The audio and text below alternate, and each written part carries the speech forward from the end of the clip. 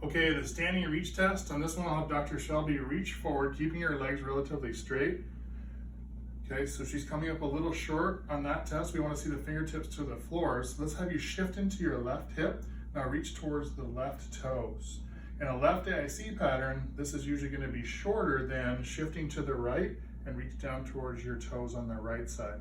Okay, so we're going to find that's a classic pattern in a left AIC. Remember, on a left AIC, the patient is usually shifted into the right hip. Right hip's an FAIR. The left pelvis is tipped forward. Now the left hamstring is already in a relatively lengthened position, so when we ask them to shift back into that left hip and reach, they've already used up a lot of that hamstring length, so we're going to see a shorter reach with a left hip shift on a standing reach test on a left AIC pattern than we'll see when we shift to the right side. Now in a PEC pattern, where both pelvises are tipped forward, so we have kind of a relative FAIR on both sides, or AFIR on both sides.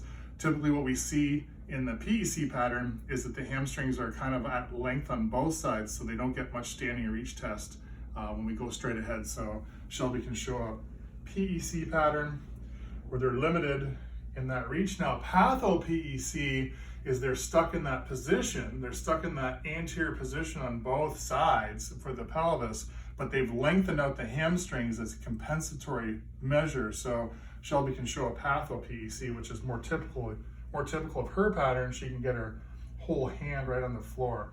Okay, so typically in that patho-PEC, we might see adduction drop test positive on both sides, but we see the standing reach test negative, but it's not a good negative because there's too much length to the hamstrings.